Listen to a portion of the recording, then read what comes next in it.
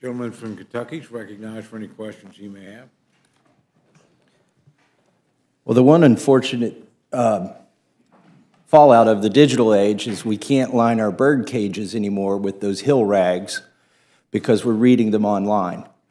And I don't know how, you make decisions in Colorado and elsewhere, but in Kentucky, my constituents would be very disappointed if I sit here on Twitter and look at some reporter who makes his money by making the most outrageous headlines and tweets and then deciding to vote based on that. Or also back in Kentucky, nobody knows what Punch Bowl is.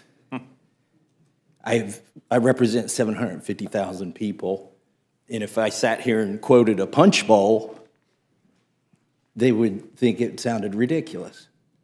So whatever was quoted there plays no part into my decision here today. I'm disappointed in where we're at. I really am. The way this should have been dealt with, and I think Mr. Lawler deserves a fair chance.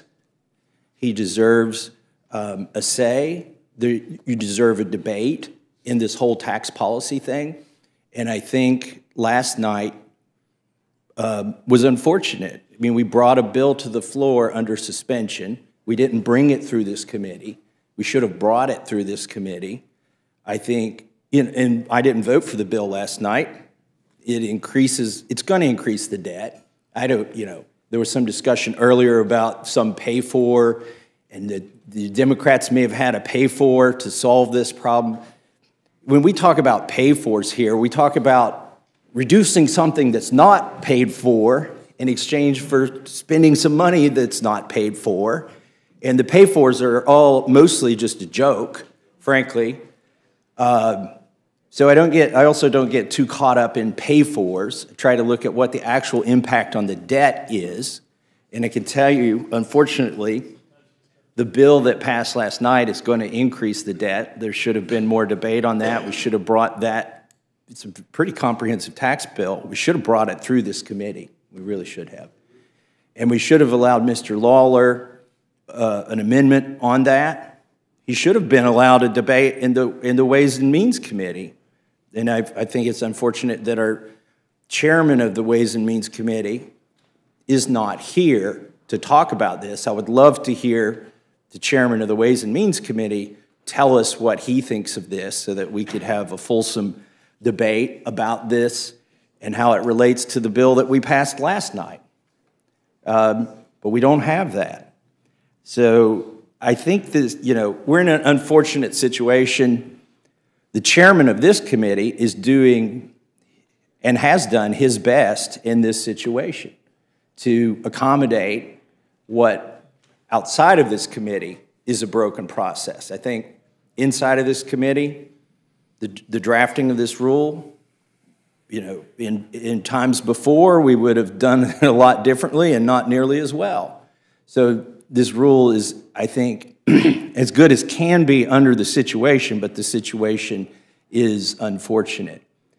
And if I could talk about the policy a little bit, and then this would be the part where I disagree with Mr. Lawler, and he and I understand that and have respect for each other's positions. I believe it's bad policy.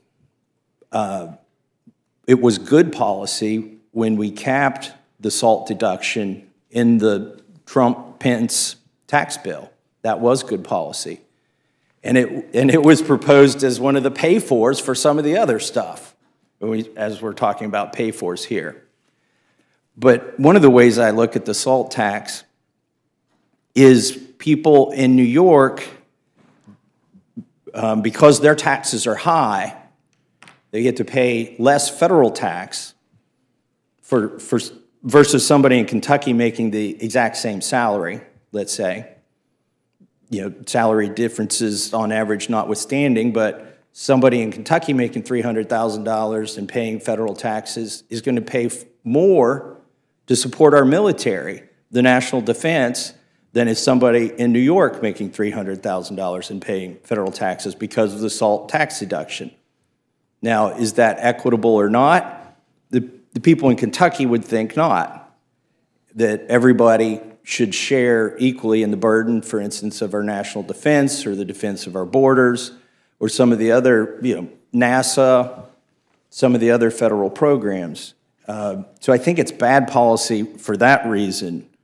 It actually encourages in the long run. I know in the short run there's benefits to people from New York and California and New Jersey, but in the long run there's a perverse incentive for those states to raise their taxes even more. Makes it easier for those politicians to get away with it. And I know Mr. Lawler opposes those tax increases very much so. So, and then finally, the bad policy here underlying, and I know we're here to talk about procedure, not policy, but we always do talk about the policy of the underlying bill. It's going to increase the debt. It will increase the debt. I don't want to misquote Mr. Lawler, but I think he said it was going to cost $7 billion. Is that right? So, and when we say cost, it's not really fair to say cost, because we're letting people keep more of their money, but the net effect on our budget is going to be $7 billion if this happens on the floor. And I find it interesting, like virtually every Democrat in this committee would vote for this bill if it gets to the floor, and they're here pounding against the bill. So I appreciated Mr. Rushenthaler's comments.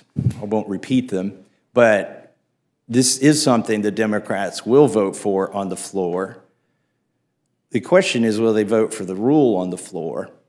And I think that's where we're getting in trouble here, is I disagree with bringing this bill in front of this committee at 8 a.m.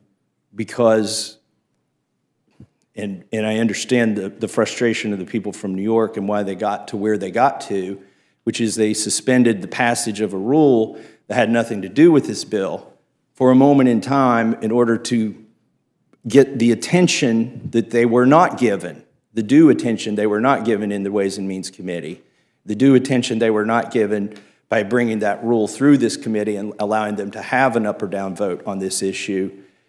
It's unfortunate that they got to that point and they engaged in suspending the passage of a rule in order to cause this meeting, but here we are. And the question is, do we reward that? And this is, these are the things that I'm weighing.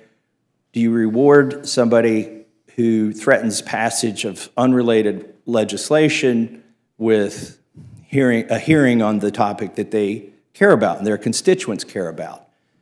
And it's unfortunate if this chamber, and by chamber I mean the House in general, not the Rules Committee. I think we're doing the best in a bad situation right now. But it's unfortunate in this chamber that we're kind of at that point where people feel like they have to do that. And it's because we didn't have regular order on that tax bill that we are here trying to create a substitute for regular order. That's exactly why we're here. We didn't do a rule on the tax bill. Should have done a rule on the tax bill we passed last night. Could have weighed things. We could have possibly come up with some kind of compromise where, don't want to call it a pay-for, but where the Democrats give up a little bit and the Republicans from New York get something and the overall impact on our budget could have been less. We didn't do that. We should have been here doing that. So I guess that's all I have to say on this, and I'm looking forward to more quotes from Twitter and the Hill rags. It's unfortunate, as I began with, that in this digital age we don't have their materials to line our bird cages anymore. But that's the due respect that they deserve in these hearings where we consider very important issues very important to people from New York. And I do appreciate the passion and the diligence with which Mr. Lawler is pursuing this issue for his constituents, even though I disagree with him on the policy. And with that, I yield back. Thank you.